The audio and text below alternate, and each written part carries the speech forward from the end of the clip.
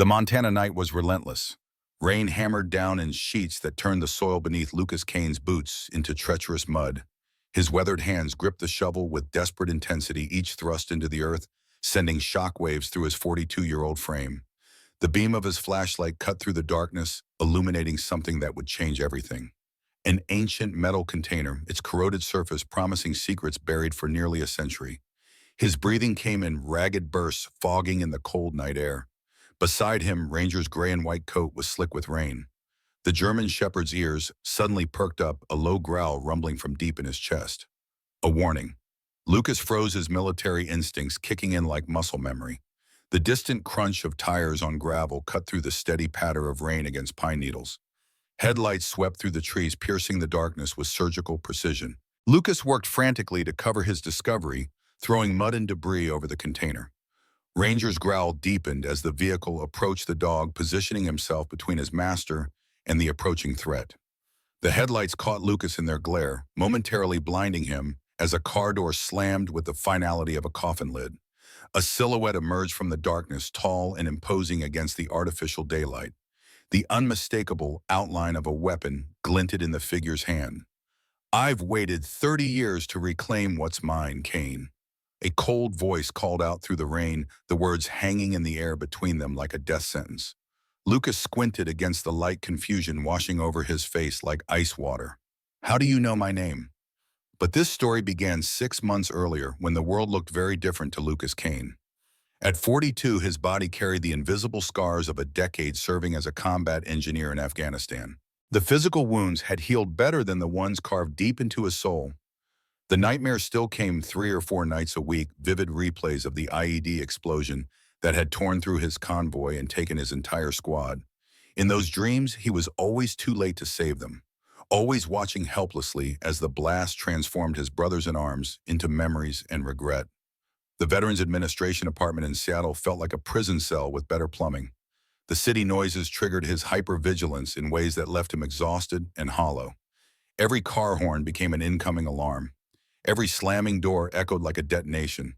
The medications helped dull the sharp edges of his trauma, but they also dulled everything else that made life worth living. Lucas didn't live anymore. He existed, a ghost haunting his own life, going through motions that had lost all meaning. The only constant in his fractured world was Ranger, a 5-year-old German shepherd who had become far more than just a service dog.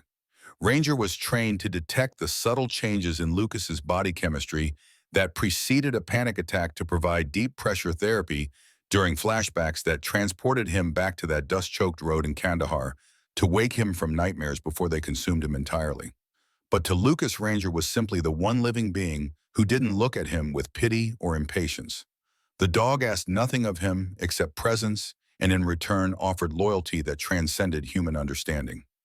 What do you think boy Lucas had asked one gray Seattle afternoon, scrolling through real estate listings on his laptop? Ranger's massive head rested heavily on his thigh, intelligent brown eyes tracking the movement of images across the screen. Montana looks quiet, middle of nowhere, just trees and mountains and silence. The military disability compensation had finally come through after years of bureaucratic warfare that sometimes felt more exhausting than his actual combat service. Combined with his savings from a decade of military pay, with nowhere to spend it, the sum wasn't a fortune, but it was enough to start over somewhere new. Somewhere without crowds, without noise, without the constant reminders of what he had lost and who he used to be.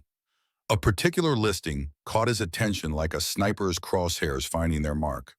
40 acres in Whitefish, Montana, nestled in the shadow of Glacier National Park. The price was suspiciously low, about a third of market value for that area, which immediately set off his trained skepticism. The description was sparse to the point of being cryptic. Undeveloped land sold as his motivated seller, quick, close, possible.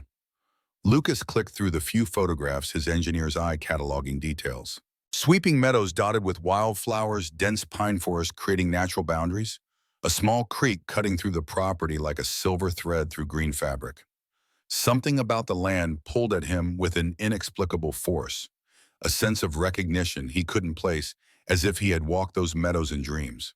He had never been to Montana yet. The property seemed to call to him specifically, whispering promises of peace he had stopped believing existed.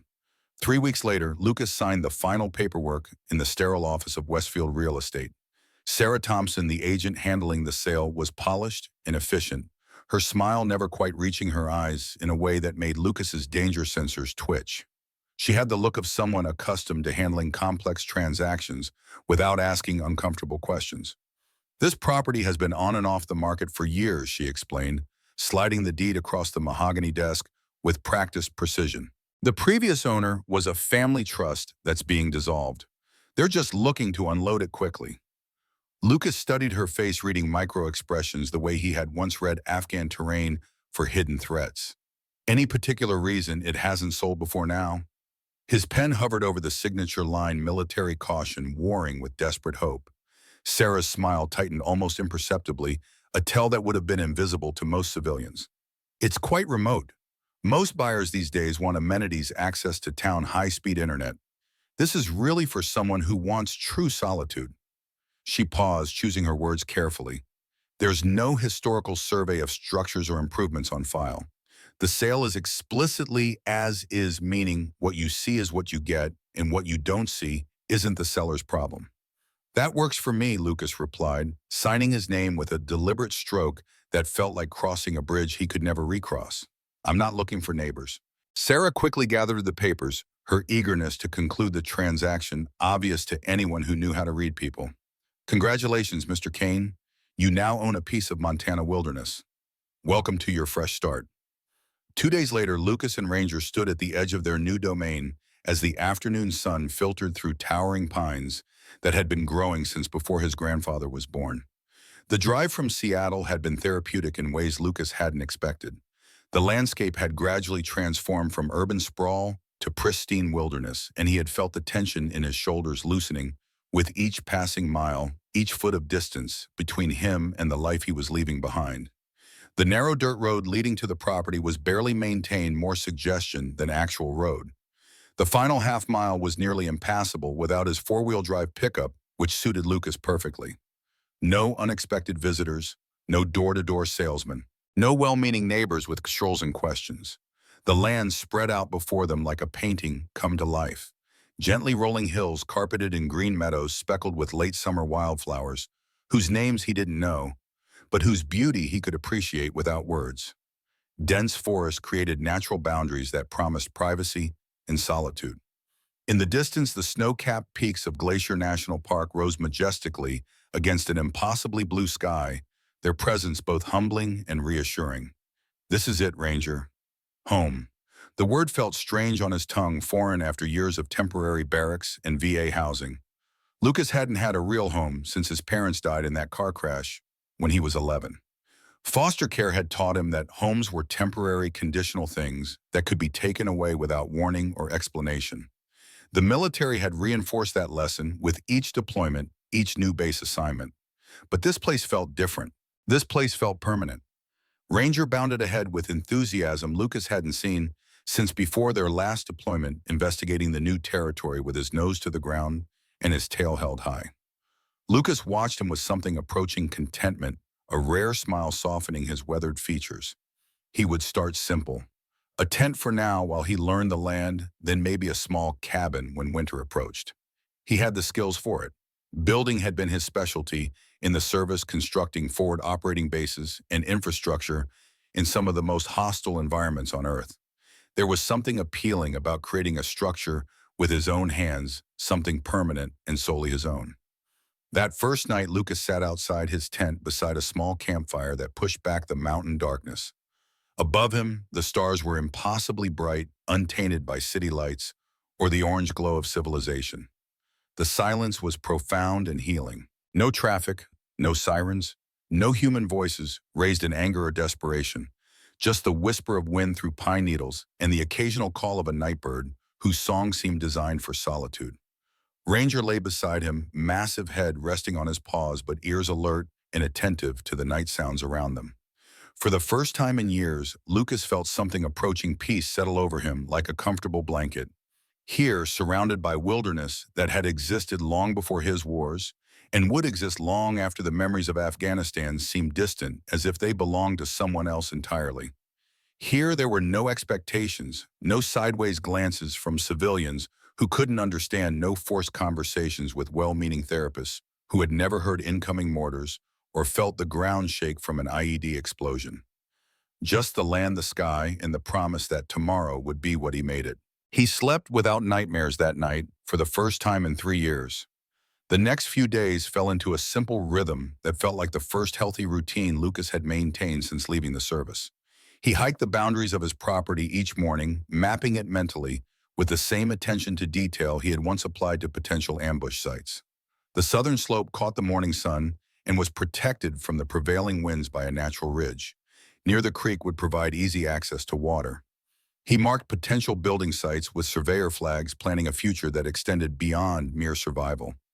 Ranger was always a few steps ahead or behind, never out of sight, but given freedom to explore that he had never enjoyed in urban environments. The dog's happiness at this new life was obvious in his prancing gait and alert posture. Lucas found himself watching Ranger more than the landscape, drawing hope from the animal's obvious contentment. On the third day, something changed. Lucas was measuring distances between his marker flags, planning the foundation of what would become his new home, when he realized Ranger was no longer in sight. The absence hit him like a physical blow to the chest. Ranger was never far from his side, trained to maintain contact even when investigating interesting scents or sounds. Ranger, his voice echoed through the trees, carrying farther than he expected in the thin mountain air. Nothing, no familiar bark in response, no sound of approaching paws through undergrowth. The rational part of Lucas's brain knew Ranger was well-trained and unlikely to wander far without cause. The part of his mind shaped by loss and trauma immediately jumped to worst-case scenarios. Mountain lions, bears, hidden ravines, a dozen ways the wilderness could claim the one companion who had pulled him back from the brink more times than he could count, Ranger. Panic edged into his voice now, as memories of losing his squad threatened to overwhelm his present reality. The woods suddenly seemed darker, more threatening, full of unseen dangers. His heart rate accelerated, the first symptoms of a panic attack building like storm clouds on the horizon. Lucas forced himself to breathe deeply, to focus on immediate realities instead of imagined catastrophes. Think like a tracker, not a victim. A distant bark pulled him from the spiral of anxiety that threatened to consume him. Then another, more urgent this time. Lucas moved toward the sound, pushing through a thicket of overgrown shrubs that scratched at his arms and caught at his clothing like grasping fingers. The barking grew more insistent, carrying a tone he had never heard from Ranger before. Not fear, but something like discovery mixed with urgent communication. Lucas broke through the undergrowth into a small clearing and stopped short, his breath catching in his throat. Ranger stood before what appeared to be a structure so thoroughly overgrown with vines and vegetation that it had been completely camouflaged from even 20 feet away. The dog was frantically pawing at a weather-beaten wooden door, looking back at Lucas with an intensity that was almost human in its urgency and intelligence. The structure was clearly old, constructed of rough-hewn timber that had weathered to a silvery gray that blended perfectly with the surrounding forest. The roof sagged slightly under the weight of years, but the building looked surprisingly solid despite its apparent age. Vines had completely engulfed one wall while saplings had grown up around the foundation, as nature did its patient work to reclaim this human intrusion. "What is it, boy?" Lucas approached cautiously, his engineer's training automatically assessing the structure's stability and age. This building hadn't been mentioned in any of the property documents, though Sarah Thompson's vague as is comment suddenly made more sense. The discovery raised questions that buzzed in his mind like angry wasps. Who had built this? When? Why hadn't it appeared on any surveys or property descriptions? Ranger continued pawing at the door with uncharacteristic impatience, whining with the sound Lucas had never heard from his normally stoic companion. The door itself was secured with a heavy padlock, ancient and rusted, but still functional. Lucas examined it with growing curiosity, noting the craftsmanship. This was no simple hardware store lock, but something custom-made, substantial, built to last. The kind of lock used to protect valuables, not garden tools or seasonal equipment. "Hold on," he told Ranger, whose tail wagged once in acknowledgement before the dog returned his attention to the mysterious door. Lucas hiked back to his campsite to retrieve his tools, Ranger refusing to leave his post as if afraid the building might disappear in his absence. 20 minutes later, Lucas returned with bolt cutters, his military-issue multi-tool, and a growing sense of anticipation that felt foreign after months of emotional numbness. The lock was stubborn, years of mountain weather having fused its components into something approaching permanence. But Lucas's strength and determination eventually prevailed. The mechanism broke with a satisfying snap that echoed through the quiet forest like a gunshot. Ranger's tail wagged once in approval, his intelligent eyes fixed on the door with unwavering focus. The hinges protested with a haunting creak as Lucas pushed the door open, years of disuse making every movement a negotiation with time itself. A puff of stale air rushed out, carrying the musty scent of abandonment and the deeper smell of old wood and forgotten time. Lucas used his arm to clear cobwebs from the entrance, their silver strands catching the afternoon light, like nature's attempt at decoration. He pulled a flashlight from his pocket and stepped inside Ranger immediately at his heels, as if this moment had been inevitable from the beginning. The beam of light cut through accumulated darkness, revealing a time capsule that took Lucas's breath away. Unlike many abandoned structures that suffered from water damage, animal intrusions, or simple decay, this building had remained remarkably preserved, sealed tight against the elements by craftsmanship that belonged to an era when things were built to last forever. A fine layer of dust covered everything like a protective shroud, but underneath the contents were intact, frozen in time, like artifacts in a museum dedicated to the past. Along one wall stood a workbench that belonged in a craftsman's dream, with antique tools hanging above it in perfect order. Hand drills, wood planes, saws of every description, their wooden handles worn smooth from years of use by hands that had understood their purpose. In one corner, farming implements leaned against the wall with military precision. A scythe that could have been wielded by Death himself, a pitchfork with tines still sharp enough to be dangerous, a hand plow designed for soil that required human strength rather than mechanized power. Shelves held mason jars filled with mysterious contents, oil lamps that had once pushed back similar darkness, and various containers whose original purposes were no longer obvious to modern eyes. But it was the center of the room that captured Lucas's attention and refused to let go.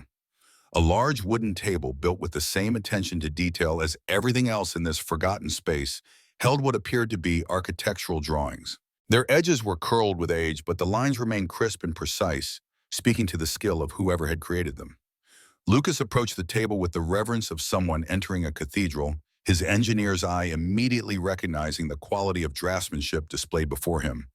These weren't amateur sketches or rough concepts, but professional blueprints rendered with an attention to detail that spoke of formal training and natural talent working in perfect harmony. The drawings depicted a grand house that was far more elaborate than the simple cabin Lucas had been planning for his own construction project. Multiple stories rose from a foundation that seemed to grow organically from the landscape itself. Wraparound porches invited contemplation of mountain views, while detailed millwork spoke to an era when craftsmanship was its own form of artistry. The design was ambitious and elegant, combining practical frontier sensibilities with more refined architectural elements that suggested education and sophistication. These were plans for a home meant to last generations, to become a legacy that would shelter families through winters and summers. In the bottom right corner, where an architect would traditionally sign their work, was not a name, but a symbol that made Lucas's blood run cold with recognition. The initials DM enclosed within an inverted triangle, rendered in the same careful hand that had created the architectural masterpiece spread before him.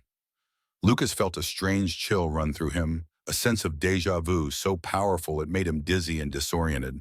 He pulled out his wallet and retrieved a small object he had carried for years without understanding its significance.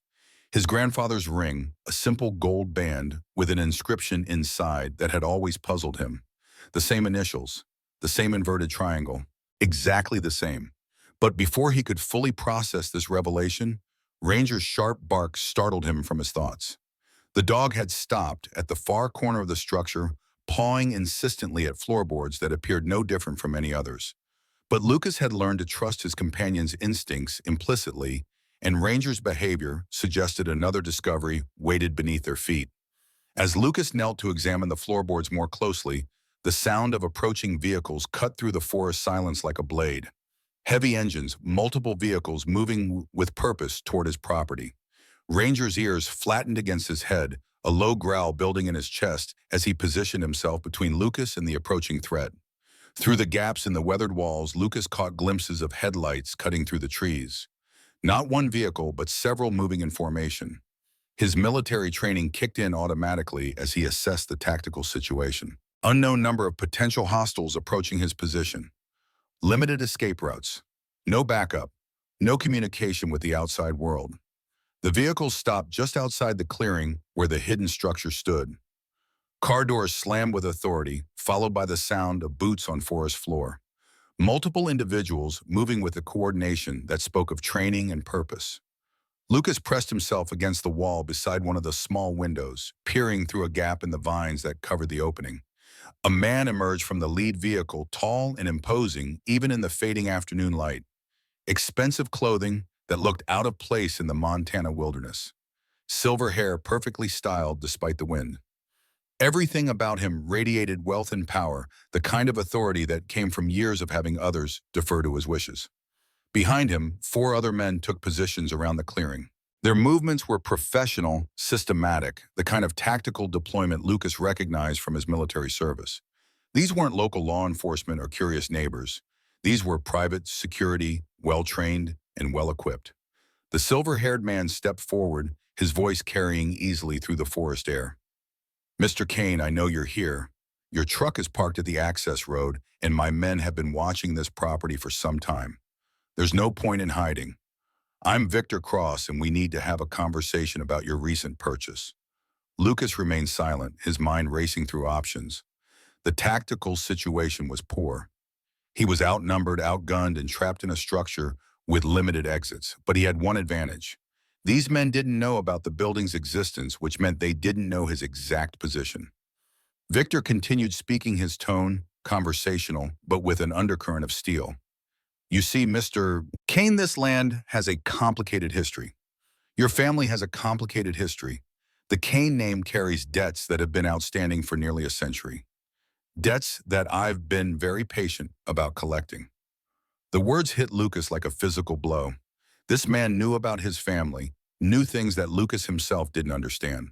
The connection between the symbol on the blueprints and his grandfather's ring suddenly took on a sinister significance. "I've waited 30 years to reclaim what's mine," Victor called out, his patience beginning to show signs of strain. "Your grandfather may have thought he could disappear into the Midwest and leave the past behind, but the Cross family has a long memory." Very long indeed. Lucas felt his world tilting on its axis.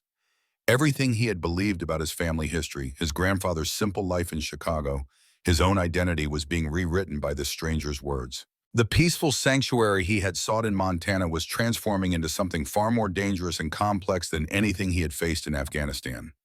As Victor's men began spreading out to search the area more systematically, Lucas knew that his quest for solitude was over before it had truly begun. The past had found him, carried in the voice of a man who spoke of debts and family secrets that reached back to a time Lucas had never known existed. The Shadow's legacy was about to reveal itself, and Lucas Kane was about to discover that some battles choose their warriors rather than the other way around. The silence that followed Victor Cross's departure felt deceptive, like the calm before a Montana thunderstorm.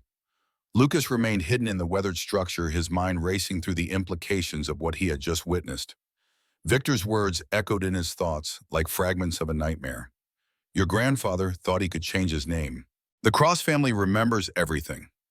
Ranger pressed closer to Lucas's side, the dog's instincts clearly telling him that danger hadn't passed, merely retreated temporarily.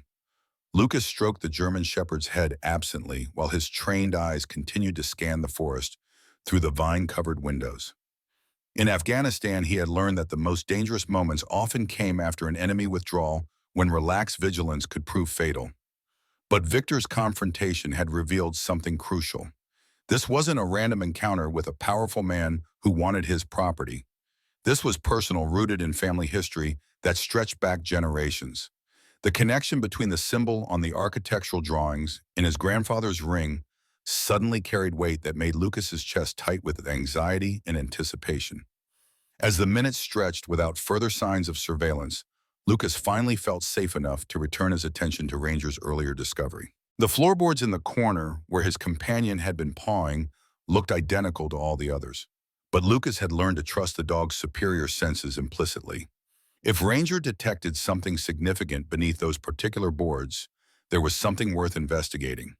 Kneeling beside the spot, Lucas ran his hands across the rough wood, feeling for any irregularities. The third board from the wall felt different under pressure, giving slightly when he pressed down. Using his multi-tool, he carefully worked at the edges until the board lifted free, revealing a hidden compartment lined with oiled canvas to protect its contents from decades of moisture and temperature changes. Inside lay treasures that made his pulse quicken with recognition and growing dread. Photographs, dozens of them, their sepia tones speaking of an era when every image required careful planning and precious resources. The faces that stared back at him from across nearly a century were hauntingly familiar, bearing resemblances to features he recognized from mirrors and family memories. The central figure in many photographs was a young man whose strong jawline and intelligent eyes bore an unmistakable similarity to Lucas's own grandfather, though the clothing and settings clearly predated his grandfather's supposed birth by decades. In several images, this young man appeared with a strikingly beautiful woman whose dark hair and expressive eyes suggested both intelligence and hidden depths.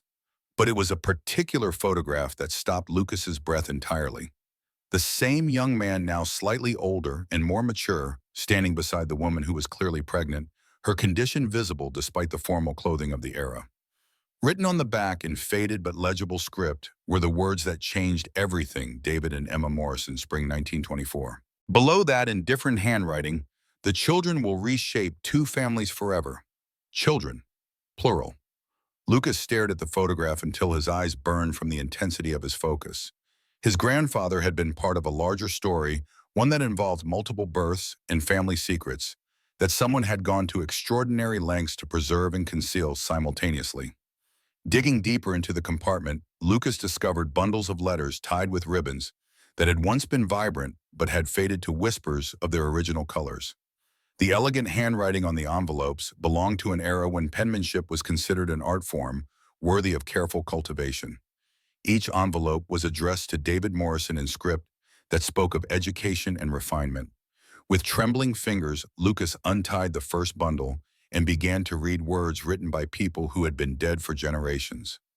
My dearest David, the first letter began dated March 20th, 1923. Father's suspicions grow stronger each day. He has forbidden me from visiting your workshop again, claiming it unseemly for a woman of breeding to show such interest in architectural pursuits. If only he understood that my fascination lies not with buildings, but with their brilliant creator. The correspondence painted a vivid picture of forbidden love, conducted in shadows and secrecy.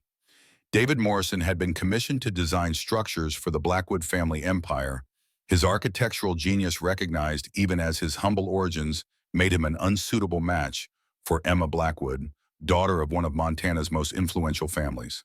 As Lucas progressed through the letters, the tragic trajectory of their relationship became increasingly clear. Emma had been promised in marriage to another man, someone whose name appeared with growing frequency in the later correspondence: Richard Cross. The realization hit Lucas like a physical blow. Victor Cross's grandfather had been the man chosen to marry the woman David Morrison loved. The letters revealed intimate details of clandestine meetings, passionate declarations of love that defied social conventions, and increasingly desperate plans to escape the constraints of their respective positions. David and Emma had been planning to elope to flee Montana together and start new lives where their love wouldn't be constrained by family expectations and social hierarchies. But the final letter in the collection, dated May 16, 1923, revealed how thoroughly their plans had been discovered and destroyed. Emma's handwriting was hurried, desperate, filled with fear that made Lucas's chest tighten with sympathetic dread. They know David. Father and Richard have been watching us for weeks. Richard arrived unexpectedly tonight with men I've never seen before, asking questions about you, about our meetings, about things only someone who had been following us could know. You must leave immediately. Don't try to contact me. Don't wait for our planned rendezvous. They mean to harm you, perhaps kill you, to eliminate what they see as an obstacle to their plans. The letter continued with details that made Lucas understand the full scope of the conspiracy against his great-grandfather. But Emma had done more than simply warn David Morrison of impending danger. She had provided him with something that the Cross and Blackwood families would consider theft, though she clearly viewed it as securing her rightful inheritance. I'm sending with Margaret the documents Father showed me last month, thinking I was too simple to understand their significance. Property deeds transfer records, mining claims, and bank documents that represent the true scope of the Blackwood holdings. Father intended these to become Richard's property through our marriage, but they rightfully belong to someone who earned them through honest work rather than political maneuvering and social connections.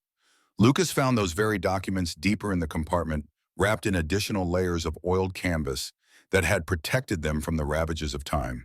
Property deeds for thousands of acres throughout Montana, mining claims that would be worth millions in modern currency, and most significantly transfer documents that showed David Morrison had been granted substantial land holdings directly by Emma's grandfather, Edward Blackwood, in payment for architectural services. But there was more evidence that made Lucas understand why Victor Cross considered his family to be thieves and why the man's desperation had been so evident during their earlier confrontation. Bank records showed that Emma had transferred substantial funds to accounts she had established in Chicago, clearly preparing to finance her new life with David Morrison using money the Cross and Blackwood families would claim as their own. The final revelation came in newspaper clippings from late May 1923, reporting the mysterious fire that had destroyed David Morrison's architectural workshop. The article speculated about whether Morrison had died in the blaze, as his body had never been recovered from the ruins. But Lucas now knew the truth. David Morrison had received Emma's warning in time to escape, though he had been forced to leave behind everything he had built in Montana. More clippings from the following year told the rest of the story.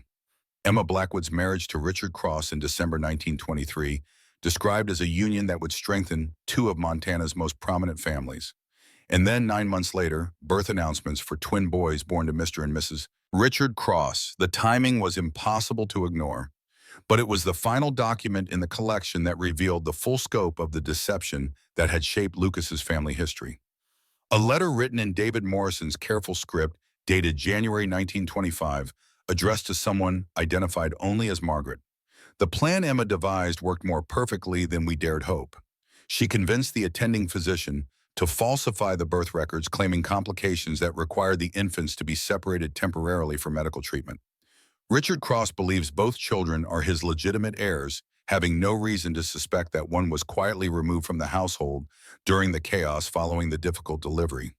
Daniel grows stronger each day and shows no signs of the traumatic birth.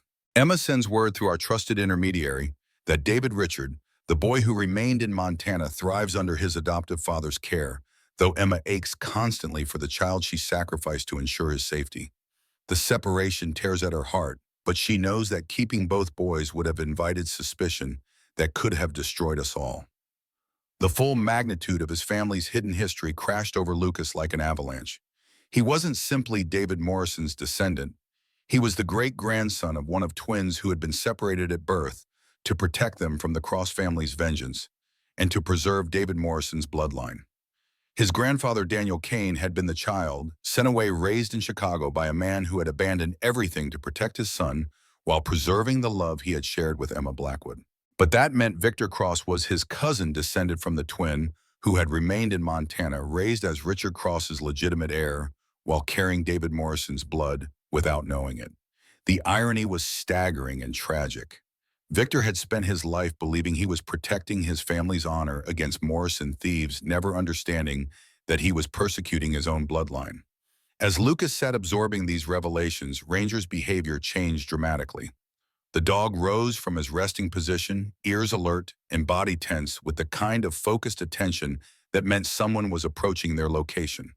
But this approach felt different from Victor's earlier confrontation. Quieter, more cautious, suggesting someone who understood the need for stealth.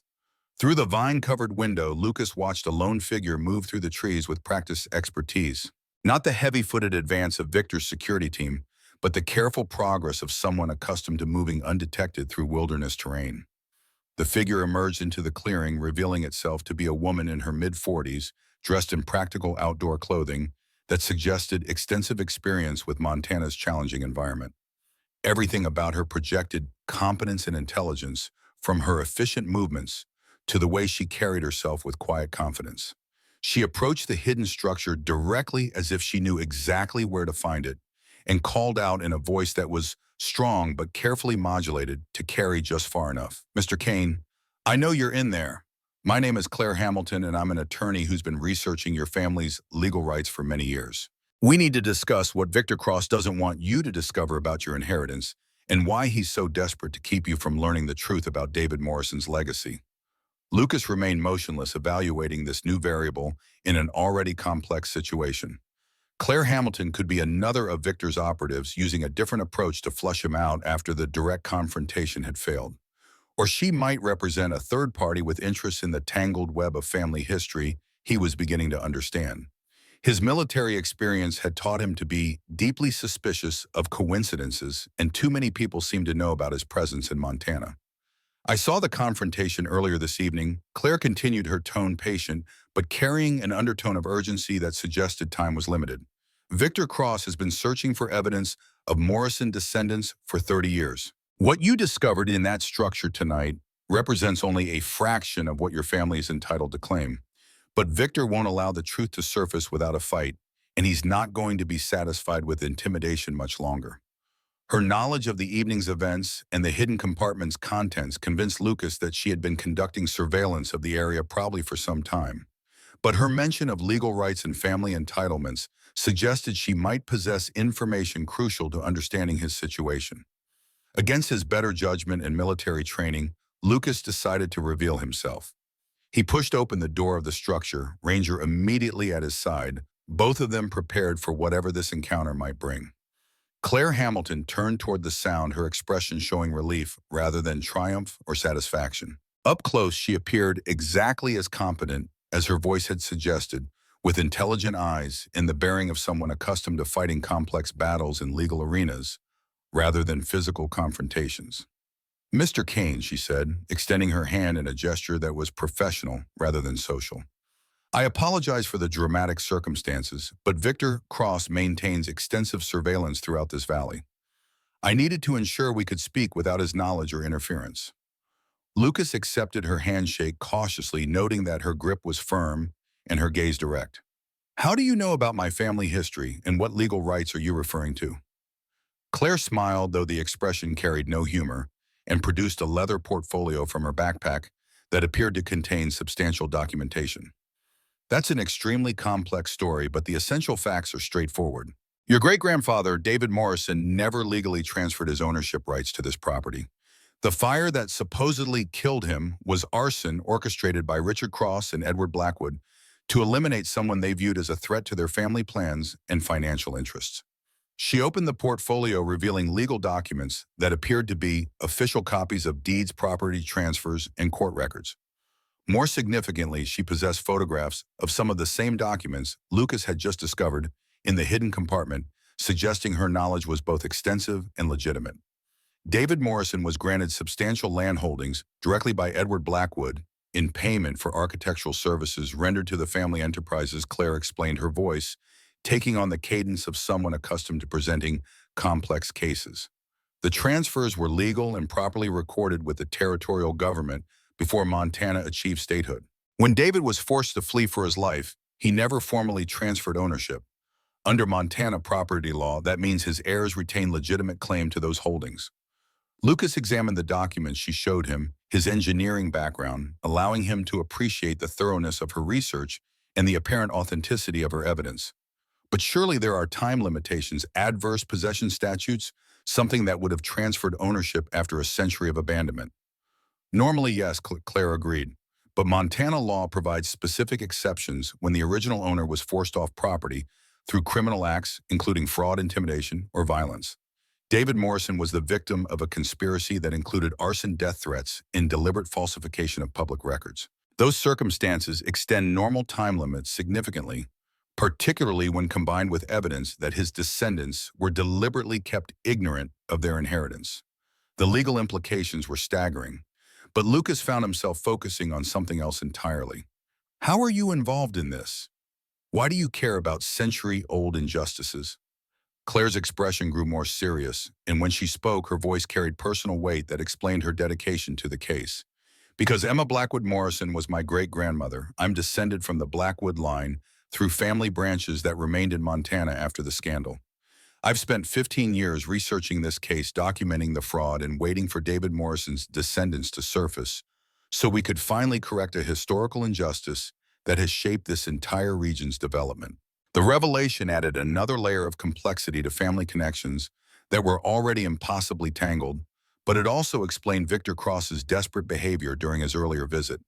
He wasn't simply protecting financial interests built over decades of acquisition and development.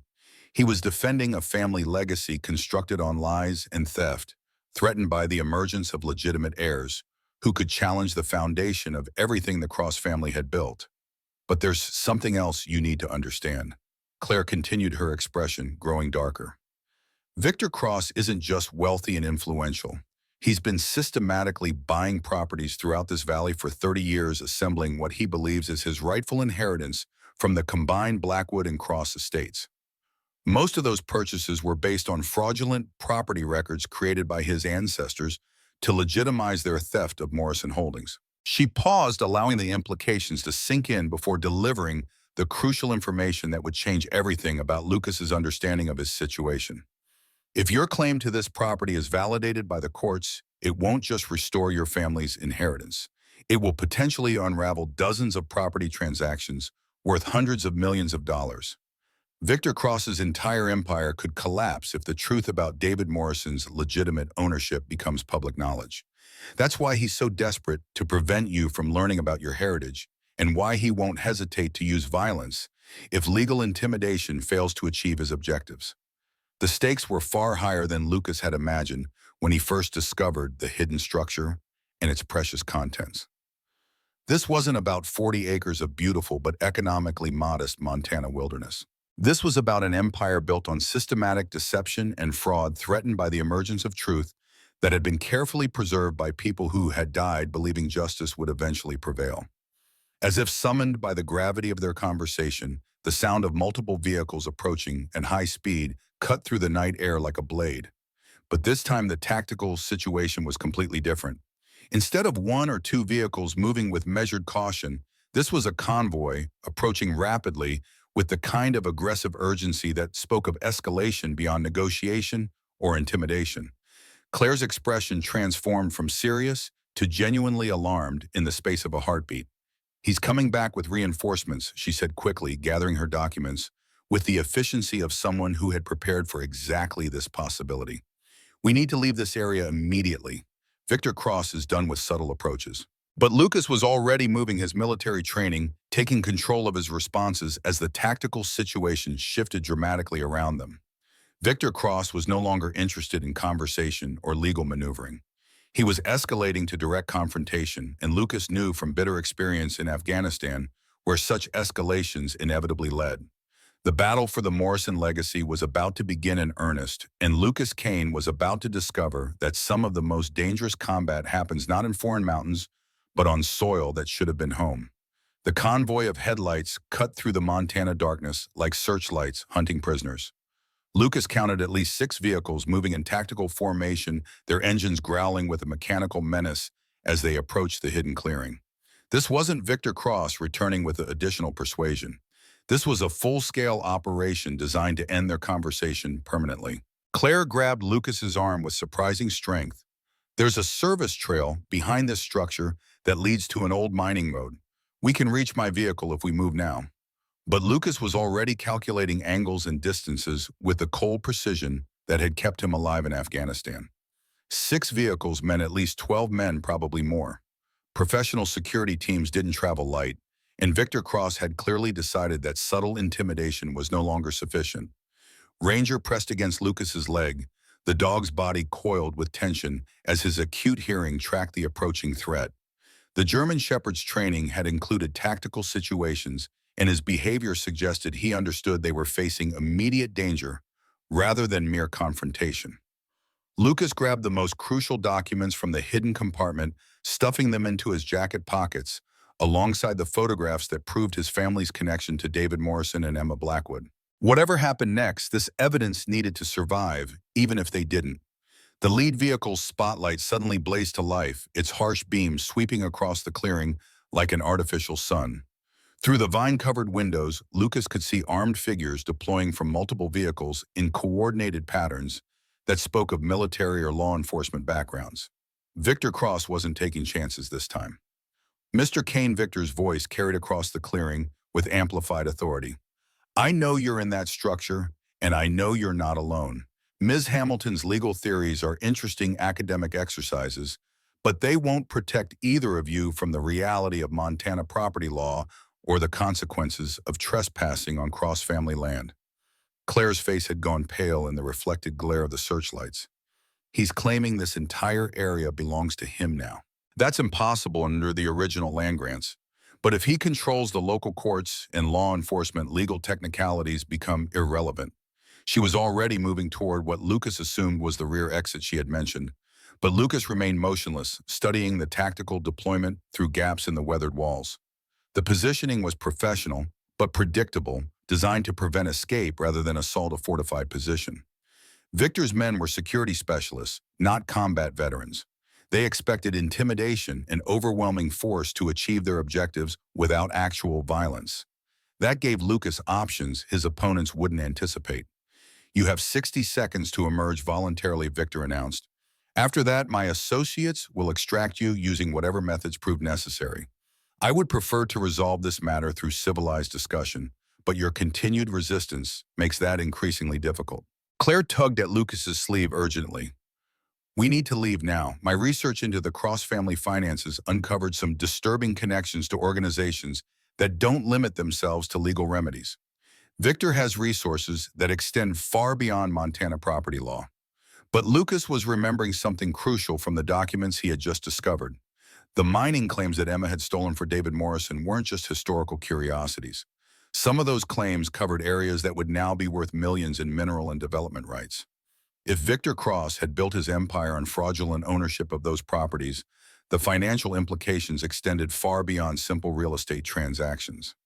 More importantly, Lucas was beginning to understand why Victor seemed so desperate and why his behavior tonight felt different from their earlier confrontation. This wasn't just about protecting an existing fortune. This was about preventing the complete collapse of a financial empire built on systematic deception. The 60-second deadline passed without response from the hidden structure. Lucas heard Victor's frustrated sigh carry across the clearing, followed by sharp commands to his security team. Flashlight beams began probing the vegetation around the building's perimeter as armed figures moved closer to investigate potential entry points. But it was what happened next that changed everything about Lucas's understanding of his situation and his relationship to Victor Cross. One of the security team members approached Victor with what appeared to be official documents, speaking in urgent whispers that carried just far enough for Lucas to hear fragments. The local sheriff's department had apparently conducted records searches based on Victor's earlier requests, and their findings had produced information that Victor clearly hadn't expected. Cross, the security leader, said loud enough for his voice to carry clearly. The genealogical research you requested has produced some complications. The Kane family records show connections that might affect your legal position regarding these property claims. Victor's response was sharp with annoyance and growing anxiety. What kind of complications? I specifically requested verification that the Kane family had no legitimate claims to Morrison Holdings. Actually, sir, the genealogy shows that Lucas Kane and David Cross share a common ancestor. According to the birth records we accessed, they appear to be related through the Morrison bloodline, which would mean the security leader's voice dropped too low for Lucas to hear the rest, but Victor's reaction was explosive and immediate. That's impossible. The Cross family has maintained complete records of our lineage for 5 generations. There are no Morrison connections, no shared bloodlines, no common ancestors. Your research is flawed or deliberately falsified. But even as Victor protested, Lucas could hear the uncertainty in his voice, the dawning recognition that his family's carefully constructed history might contain gaps and deceptions he had never suspected. The truth that Lucas had discovered in David Morrison's hidden documents was beginning to surface through official channels that Victor couldn't control or manipulate. Claire grabbed Lucas's arm again, her urgency now tinged with excitement rather than fear. Did you hear that the official records are confirming what we discovered in the hidden compartment? Victor Cross and David Cross, his son, are both descended from Emma Blackwood's children. That means Victor is your cousin, and everything he's built has been financed with money that partially belongs to your family. The revelation hit Lucas with the force of physical impact. He and Victor Cross weren't just connected by century-old property disputes and family feuds. They were blood relatives, cousins separated by deliberate deception and raised in ignorance of their shared heritage. Victor had spent his adult life fighting to preserve a family legacy that included the very bloodline he was now trying to eliminate. But the irony went deeper than simple family relationships. If Victor Cross was indeed descended from the twin who had remained in Montana, then he had legitimate claims to David Morrison's inheritance. The same inheritance that Lucas was now trying to reclaim. They weren't just enemies fighting over disputed property. They were heirs to the same legacy divided by lies that had shaped both their families for nearly a century. Victor's voice cut through Lucas's racing thoughts with renewed authority, though now tinged with something approaching desperation. Regardless of any genealogical coincidences, this matter will be resolved tonight. Mr. Kane's presence on this property constitutes trespassing, and his removal of historical documents represents theft of cross-family artifacts. Those are criminal matters that require immediate resolution. The legal justification was thin, and Victor knew it, but Lucas recognized the tone of a man who had moved beyond caring about legal technicalities. Victor Cross was preparing to use violence to protect secrets that were already beginning to unravel through channels he couldn't control. Lucas made his decision with the cold calculation that had served him well in combat situations where hesitation meant death. Claire, can you get to your vehicle and contact law enforcement? Not the local sheriff, who's obviously compromised, but state or federal authorities who might be interested in property fraud and genealogical deceptions that extend back to territorial land grants. Claire nodded quickly, understanding immediately what Lucas was planning. Montana State Police have been investigating irregularities in historical property transfers throughout this region. If I can reach them with evidence of what we've discovered tonight, they'll have jurisdiction that supersedes local law enforcement. Good. Take the most important documents with you. I'll create a distraction that gives you time to reach your vehicle and get clear of the immediate area. Lucas began transferring photographs and papers to Claire's portfolio, keeping only the items he needed to prove his identity and family connections. But Claire hesitated, clearly recognizing the implications of Lucas's plan. You can't face 6 armed men alone. Even with your military training, those aren't favorable odds, especially when they have position and numbers advantages. Lucas's smile held no humor, but it carried the confidence of someone who had survived far worse situations with much less preparation. I'm not planning to face them. I'm planning to give them something else to think about while you get help. Trust me, I've had extensive experience with tactical misdirection. As Claire prepared to slip away through the rear exit she had mentioned, Lucas heard Victor's patience finally reach its breaking point. Time's up, Mr. Kane. My men are moving in to secure the structure and extract you for questioning about your theft of cross-family property. Any resistance will be met with appropriate force. The security team began advancing toward the building in coordinated pairs, their movements professional but predictable. Lucas waited until they were committed to their approach before implementing his diversion strategy. In Afghanistan, he had learned that the most effective defensive tactics often involve making enemies focus on threats that weren't where they appeared to be. Using his military lighter and some of the dried vegetation that had accumulated in the structure's corners, Lucas created a small fire in the opposite corner from where Claire was making her escape.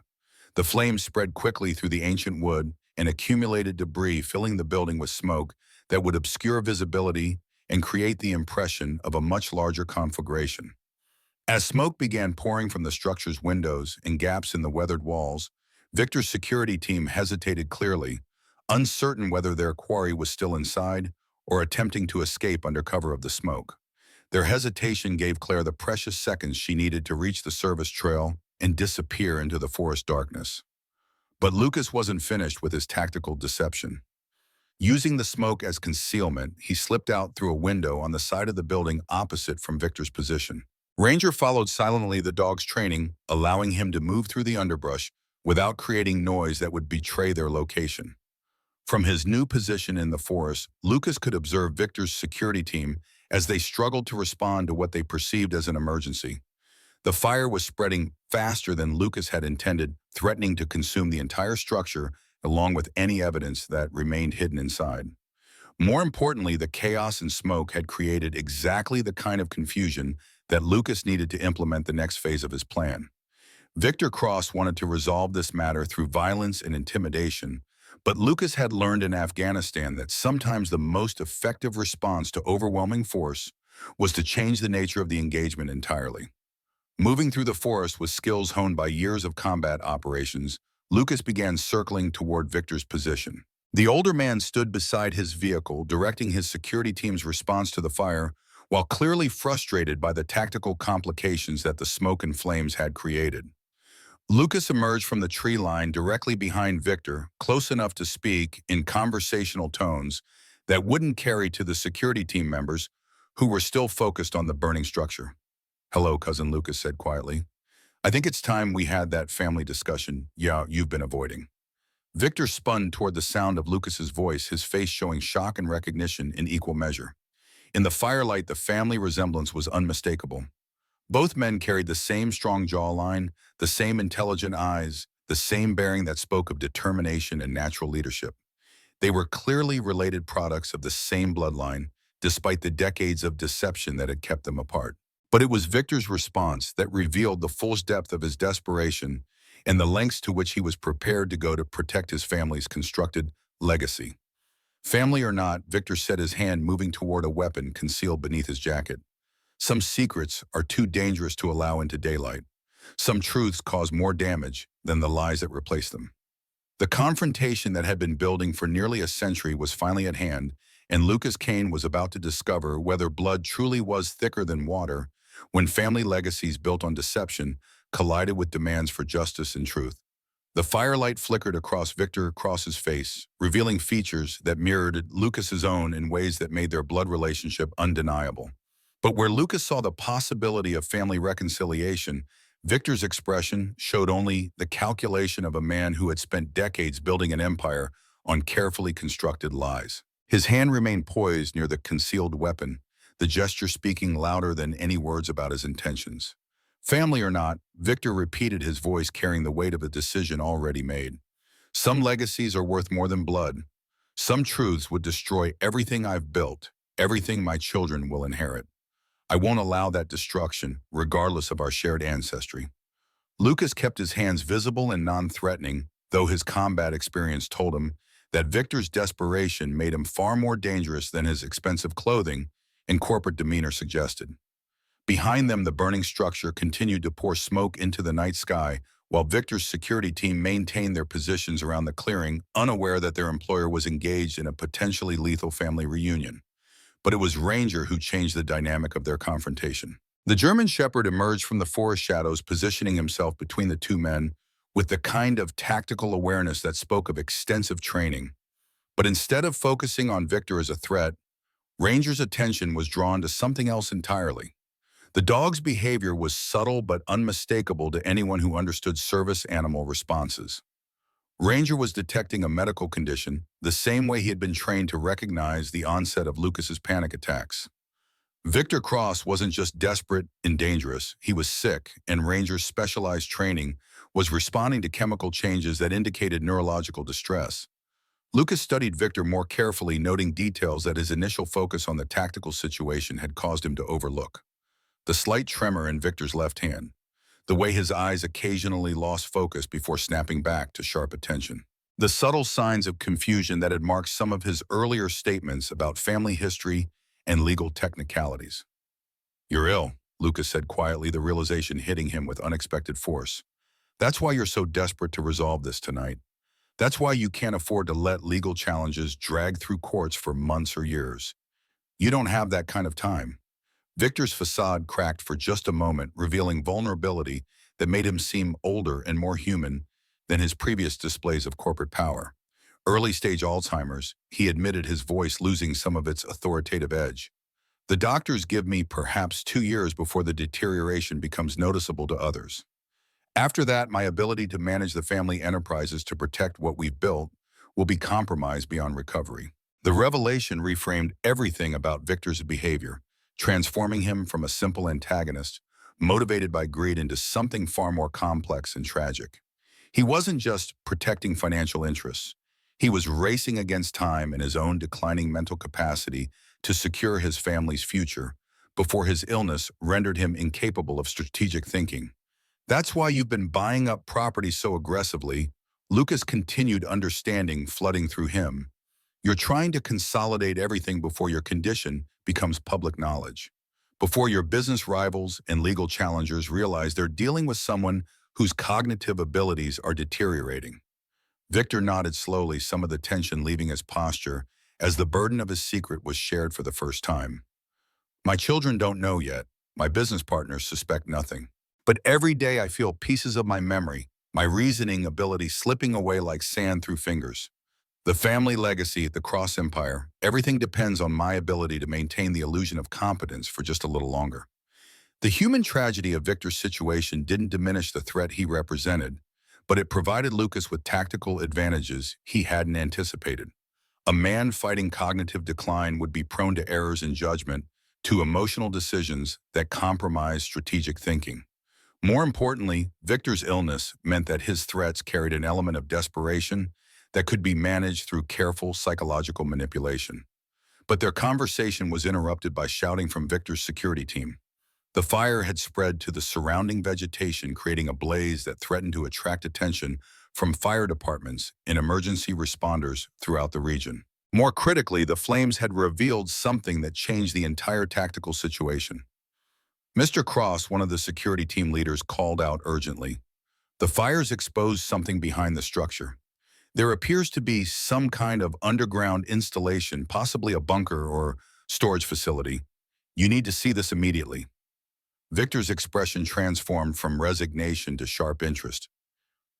Underground facilities meant the possibility of additional evidence, more documents, perhaps even the legendary Morrison treasure that Cross family folklore had insisted existed somewhere on the original property grants.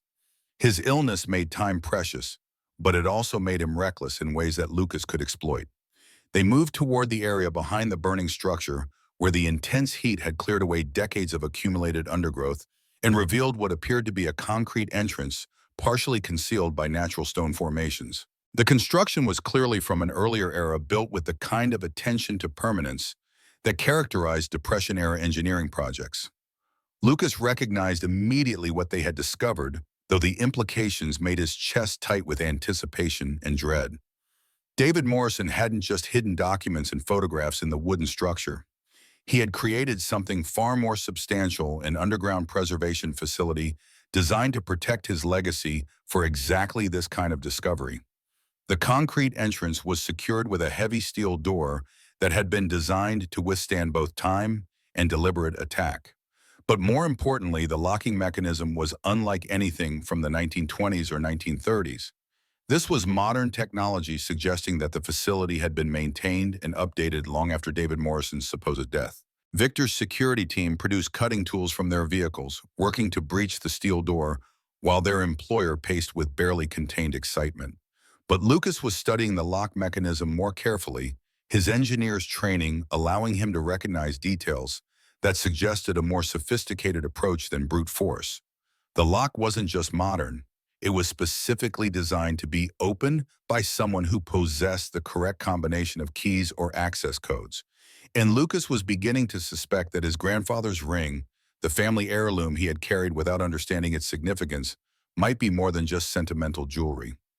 Victor noticed Lucas's attention to the lock mechanism. You recognize something about this door. His tone carried the kind of sharp focus that suggested his cognitive decline hadn't yet affected his ability to read people and situations. Lucas pulled his grandfather's ring from his pocket, studying the inscription inside the band with new understanding. The symbols he had always assumed were decorative were actually a combination numbers and letters that corresponded to the mechanism controlling access to David Morrison's underground legacy. But before Lucas could attempt to use the ring, the sound of approaching vehicles cut through the night air. Not more of Victor's reinforcements, but the distinctive sound of emergency response vehicles moving at high speed. Claire Hamilton had successfully contacted authorities, and help was finally approaching their remote location. Victor's reaction was immediate and decisive. His illness might be affecting his long-term planning abilities, but his tactical instincts remained sharp. He gestured to his security team, who immediately abandoned their cutting efforts and began establishing defensive positions around the underground facility. Mr. Duzer. Cross, the team leader, called out. We should evacuate immediately. If law enforcement is responding to reports of the fire, our presence here will be difficult to explain, especially if they discover the property ownership disputes. But Victor's desperation overrode tactical caution, not without accessing whatever Morrison hid in that facility. My family has spent 80 years searching for evidence of what he stole from us. I won't abandon that search now, particularly when we're minutes away from finally learning the truth. Lucas realized that Victor's declining cognitive abilities were making him increasingly prone to poor decisions, driven by emotional rather than logical considerations. The arrival of emergency responders should have prompted immediate withdrawal, but Victor's obsession with family legacy was overriding his survival instincts. The tactical situation was deteriorating rapidly, but Lucas saw an opportunity in the chaos. Victor's team was focused on establishing perimeter security rather than maintaining close control over their prisoners. The approaching emergency vehicles were creating urgency that compromised careful planning. And most importantly, Lucas possessed the key to the underground facility that everyone wanted to access. He made his decision with the kind of split-second calculation that had kept him alive in Afghanistan. Instead of waiting for rescue or attempting to escape, Lucas moved quickly to the steel door and inserted his grandfather's ring into what he now recognized as a sophisticated locking mechanism designed specifically to accept that unique key. The lock responded immediately, recognizing the ring's dimensions and the coded inscription inside the band.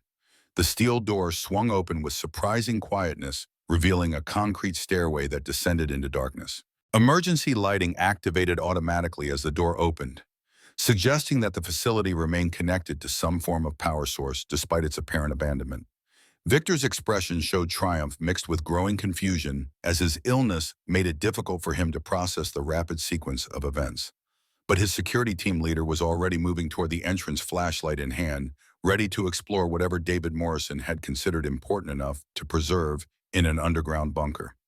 Lucas followed closely, the ranger at his side, knowing that whatever they discovered in the depths below would finally resolve the century-old mysteries that had shaped both their families.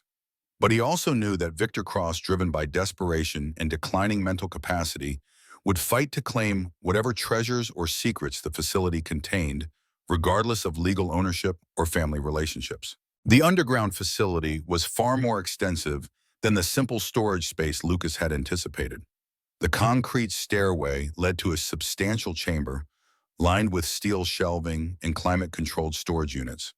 But more than preservation of documents or valuables, this was clearly a workshop that had been actively maintained and updated over decades. Work tables held architectural drawings that appeared to be recent, not historical artifacts from the 1920s. Computer equipment, though older models, suggested that someone had been using this facility regularly into the modern era. Most startling of all, a calendar on one of the work tables was marked with dates from less than 6 months ago.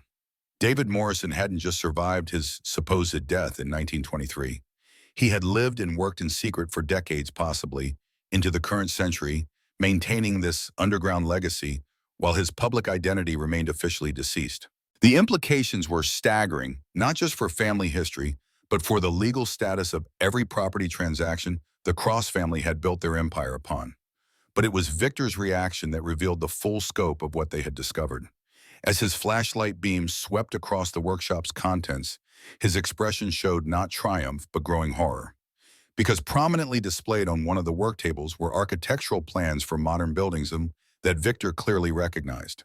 Buildings that formed the foundation of his own development empire structures he believed had been designed by architectural firms he had hired and paid for their services.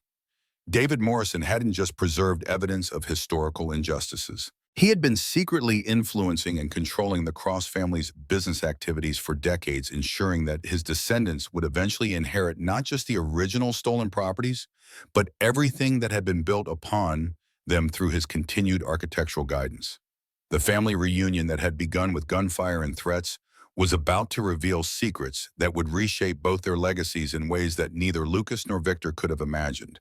And somewhere in the darkness above them, emergency responders were closing in on a situation that was about to become far more complex than a simple property dispute or family feud. The Shadow's legacy was finally ready to emerge into daylight, carrying with it the power to restore justice or destroy everything that 3 generations had built upon foundations of deception and carefully constructed lies. The underground workshop fell into stunned silence as the full implications of David Morrison's secret life settled over both Lucas and Victor. The architectural plans spread across the work tables weren't just evidence of continued existence. They were proof of a master strategist who had spent decades orchestrating the very empire that Victor believed he had built through his own vision and effort. Victor's hands trembled as he examined blueprints for buildings he recognized as cornerstone projects of his development company. The luxury resort in Glacier Park, the downtown Whitefish commercial complex, the residential developments that had made him one of Montana's most successful developers. All designed by the man his family had supposedly killed nearly a century ago. "This is impossible," Victor whispered, his voice barely audible above the sound of approaching sirens that grew louder with each passing second. "These buildings were designed by architectural firms I hired personally. I supervised every detail, approved every modification." David Morrison died in 1923. Lucas moved to another work table, discovering files that revealed the full scope of David Morrison's elaborate deception. Corporate records showing his ownership of shell companies that had provided architectural services to Victor's development projects.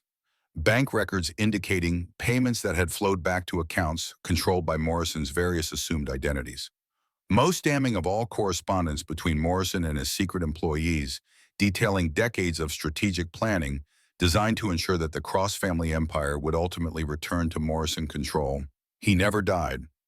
Lucas said his engineers mind processing the evidence with growing admiration for Morrison's long-term thinking. He disappeared from public life, changed his identity multiple times, and spent 80 years positioning himself to reclaim everything that was stolen from him. Every building you constructed, every property you developed, was designed by the man you believed was your greatest enemy. But it was the final revelation that brought Victor to his knees, literally collapsing into a chair, as his Alzheimer's compromised brain struggled to process information that challenged everything he had believed about his own identity and accomplishments. On David Morrison's primary work desk, prominently displayed like a trophy, was a photograph that had been taken within the past few years. It showed an elderly man with unmistakable facial bone structure that marked him as Lucas's great-grandfather, standing beside a much younger man whose features bore striking resemblance to both Lucas and Victor. The inscription on the photograph's frame read, "David Morrison and Thomas Cross, Final Planning Session, 2023. Thomas Cross, Victor's own son, the heir he had been desperately trying to protect through his aggressive property acquisitions and legal maneuvering. The young man Victor believed would inherit and continue the Cross family legacy was working directly with David Morrison, apparently in full knowledge of the family's true history and the deceptions that had shaped 3 generations of their relationship. My son Victor," breathed, his voice breaking with betrayal and confusion. "Thomas has been meeting with Morrison. My own heir has been conspiring against everything I've built to protect our family's future." But Lucas was beginning to understand something that Victor's illness-clouded thinking couldn't grasp. This wasn't betrayal. This was reconciliation. Thomas Cross and David Morrison weren't conspiring to destroy the Cross family empire. They were working together to heal the wounds that had divided their families for nearly a century. Additional documents on Morrison's desk revealed the true scope of their collaboration. Legal papers transferring ownership of Morrison's shell companies to a joint trust controlled by both families. Architectural plans for a massive development project that would honor both the Morrison and Cross legacies while providing economic benefits for the entire Whitefish community. Most importantly, medical records showing that David Morrison, now in his late 90s, was dying, and his final wish was to see the family reunion that had been prevented by pride and deception in 1923. The sound of emergency vehicles had grown much closer, their sirens now clearly audible through the concrete walls of the underground facility. But instead of the rescue Lucas had been expecting, what emerged was something far more complex. Footsteps on the concrete stairs announced the arrival of newcomers, but the voice that called down to them wasn't that of a police officer or firefighter. It was younger, carrying an authority that spoke of someone accustomed to command, but tempered with genuine concern. Father Thomas Cross appeared at the bottom of the stairway, flanked by Claire Hamilton, and an elderly man whose weathered features and intelligent eyes immediately identified him as David Morrison. Behind them came what appeared to be emergency responders, but their relaxed demeanor suggested this wasn't a rescue operation, but a carefully orchestrated family meeting. Lucas found himself face to face with his great-grandfather for the first time, studying features that had been preserved in photographs but carried the weight of nearly a century of hidden life. David Morrison moved with the careful precision of someone whose advanced age hadn't diminished his mental sharpness, though his physical frailty was evident in every step. "Hello, Lucas," David said, his voice carrying warmth that transcended the decades of separation. "I've been watching your progress since you arrived in Montana, waiting for the right moment to reveal myself. Your instincts and integrity remind me very much of your grandfather, my son Daniel, who carried our family's legacy with honor, even when he didn't fully understand its significance." Victor struggled to stand, his confusion evident as he tried to process the presence of so many people in what he had believed was a secret facility. But it was Thomas's gentle approach to his father that revealed the full depth of the family reconciliation that had been planned without Victor's knowledge. "Dad," Thomas said quietly, placing a supportive hand on Victor's shoulder, "David Morrison contacted me 2 years ago when the doctors first confirmed your diagnosis. He knew about your illness before anyone else in the family, and he wanted to work together to ensure that everything you've built would be preserved and enhanced, not destroyed by legal battles or family conflicts." The careful orchestration of the evening's events became clear as Thomas explained the collaboration that had been developing in secret. David Morrison hadn't been plotting revenge against the Cross family. He had been working to heal the wounds created by his forced separation from Emma and their children, ensuring that both family lines would benefit from the wealth and success that had been built on foundations of mutual talent and shared bloodlines. Claire Hamilton stepped forward, her legal portfolio now revealing its true purpose. The documents she had been preparing weren't weapons for attacking Victor's empire, but instruments of legal unification that would merge the Morrison and Cross family holdings under joint ownership, ensuring that both Lucas and Victor would benefit from their shared inheritance. "Mr. Kane, Mr. Cross," she said formally, addressing both men with equal respect. "I've been working with David Morrison and Thomas Cross for 18 months to prepare legal frameworks that will resolve all historical property disputes while preserving the economic stability of the Cross development empire. The goal isn't to destroy what's been built, but to legitimize it under proper ownership that acknowledges both family lines."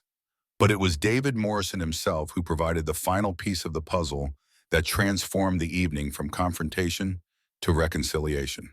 Moving slowly to his work desk, he retrieved a thick folder that contained documents spanning decades of careful planning and patient preparation.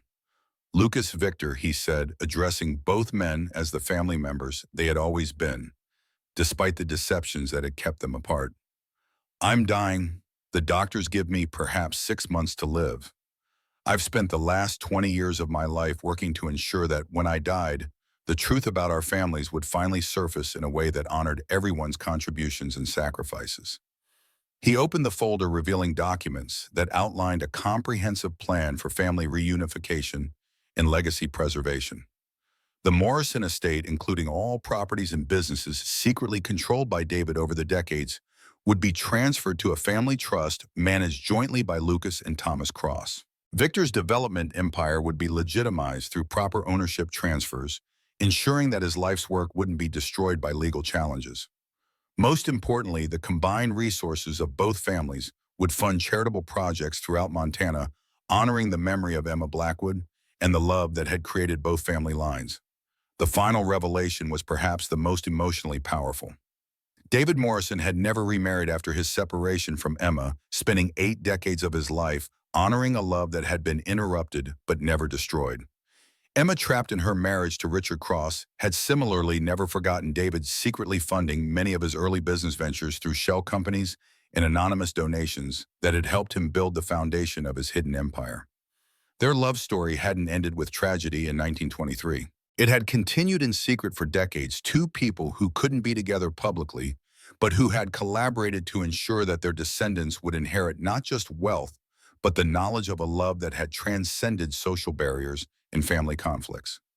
As the emotional weight of these revelations settled over the underground chamber, the sound of additional vehicles arriving above suggested that the evening's orchestrated reunion was entering its final phase. But these weren't law enforcement or emergency responders coming to arrest anyone or resolve disputes through force. Thomas explained that what Lucas and Victor were hearing was the arrival of community leaders, local officials, and family members who had been invited to witness the public announcement of the Morrison Cross family reconciliation. The fire that had consumed the hidden structure above hadn't been an accident or the result of Lucas's tactical diversion. It had been a deliberately set signal visible throughout the Whitefish Valley, announcing that the time for secrets and deception had finally ended. Over the following hours, as the extended families gathered above ground around the smoldering remains of David Morrison's original hiding place, the full scope of the reconciliation became clear. Lucas would inherit not just his family's original Montana properties, but partnership in a business empire that stretched throughout the western United States. Victor would retain control of his development companies, but with the security of knowing that his legacy was built on legitimate foundations rather than stolen land and forged documents. More importantly, both men would inherit something far more valuable than money or property. They would inherit the truth about their families, the knowledge of love that had created them, and the responsibility of ensuring that future generations would benefit from unity rather than division.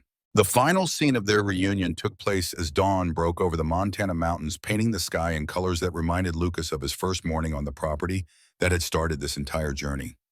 David Morrison, supported by both Lucas and Victor, stood beside the creek that ran through the land where his love story with Emma had begun nearly a century earlier. "I can die peacefully now," David said, his voice carrying satisfaction that transcended physical weakness. "Emma's children have found each other. The families that should have been united by our love will finally build the legacy we dreamed of creating together." 6 months later, Lucas stood on the front steps of the Morrison Cross Heritage Center, watching visitors explore exhibits that told the complete story of two families whose separation had shaped Montana's development for nearly a century. The center was built on the site where David Morrison's workshop had once stood, designed according to architectural plans that honored both men's contributions to their community's growth. Victor Cross, his Alzheimer's symptoms slowed by reduced stress and family support, served as the center's director of historical research, sharing stories and knowledge, while his condition still allowed him to remember and communicate clearly. Thomas Cross had become Lucas's business partner and closest friend, the cousin he had never known he wanted, but whose friendship had enriched his life beyond measure. Ranger, now older but still healthy, had become the center's therapy dog, helping other veterans and trauma survivors find the peace and healing that Lucas had discovered through his own family journey. The dog's intuitive understanding of human need had expanded beyond his original training, making him invaluable in helping visitors process their own family histories and emotional wounds. But it was the letter Lucas received from David Morrison's attorney, delivered exactly 1 year after the old man's peaceful death, that provided the perfect conclusion to their family's long journey toward truth and reconciliation. "My dear great-grandson David," had written in his final message to Lucas, "you came to Montana seeking solitude and peace, but you found something far more valuable. You found family purpose and the truth about love that transcends time and social barriers. Emma and I never had the chance to build a life together, but through you and Thomas, our love has finally created the family we always dreamed of. Use the resources we've given you, not just to build businesses or accumulate wealth, but to help others find the healing and reconciliation that you discovered in the shadows of your own past. Some legacies are measured in money or property, but the most important legacies are measured in lives touched, wounds healed, and love shared across generations." The Morrison legacy wasn't ultimately about hidden treasure or recovered property. It was about the power of truth to heal old wounds, the strength of family bonds that survive decades of separation, and the possibility that even the most devastating betrayals can be transformed into opportunities for forgiveness and growth. Lucas Kane had come to Montana as a broken veteran, seeking only peace and solitude. He had found instead a family, a purpose, and a legacy that would continue to benefit others long after his own story had ended. The Shadow's legacy had finally emerged into daylight, carrying with it the promise that love, patience, and determination could overcome even the most carefully constructed deceptions in the deepest family wounds. In the end, the greatest treasure wasn't hidden in underground vaults or secret compartments. It was hidden in the human capacity for forgiveness, reconciliation, and the creation of new beginnings from the ashes of old betrayals. And that treasure, once discovered, would enrich not just the families who claimed it, but everyone whose lives were touched by their story of healing and hope.